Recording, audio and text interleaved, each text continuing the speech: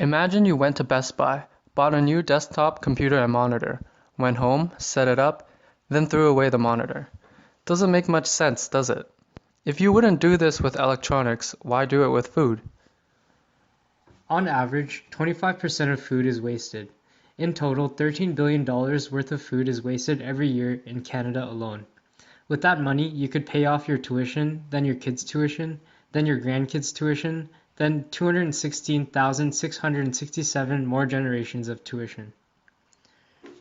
So how is this food wasted? Well, many people buy food and never end up eating it. That accounts for about 47% of wasted food in Canada. Another 20% is wasted during food manufacturing or processing. 10% is wasted by retailers like grocery stores or food distribution companies. This is because grocery stores like to overstock on purpose as a marketing tactic. It is proven that if the consumer sees more of a product, they're more willing to buy it. For example, if you went to the grocery store and saw a single apple on the shelf, you probably wouldn't buy it, whereas if there was a large pile of apples neatly stacked together, you would. 10% is thrown away in farms before the produce is even sent to a manufacturer or retailer. A lot of produce is wasted by farms because the aesthetic standards set by distribution companies are unnecessarily high. This is a picture of what is considered to be a perfect peach. This is a seemingly good peach, but to the average distributor it does not meet the standards to sell, so it's thrown away. 9% is wasted by hotels and restaurants because people tend to overorder and end up throwing away what they can't finish. The remaining 4% is wasted from damage during transportation.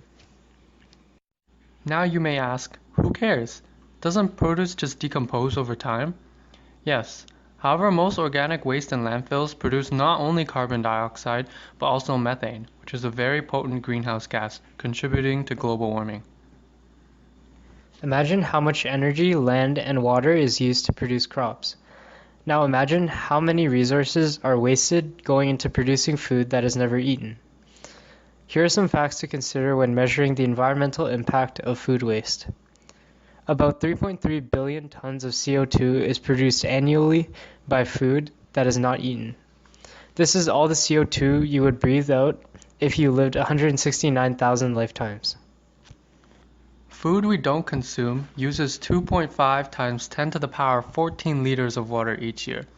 That's the volume of about 26 million DP libraries.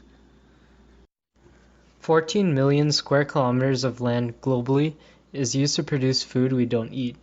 That's bigger than all of Canada.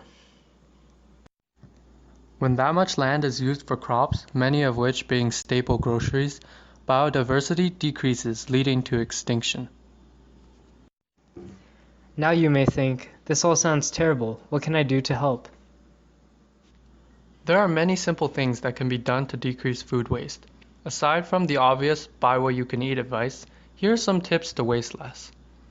Buy ugly fruits and vegetables. They're still good to consume, and it's what's on the inside that counts. Expiry dates are not a strict deadline for when to consume food. It is often a measure of peak freshness, so food can be consumed after the date as well. Fruits that turn soft can be made into smoothies. Vegetables that start to wilt can be put into soup or smoothies.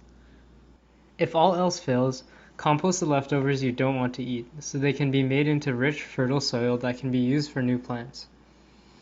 Although it's not realistic to suddenly expect everyone to stop wasting food, even the smallest steps make a difference. Finish all of your takeout no matter how greasy it is. Eat the bagel from Tim Hortons no matter how dry it may be. And drink your milk even though it says best before yesterday. Created using Powtoon.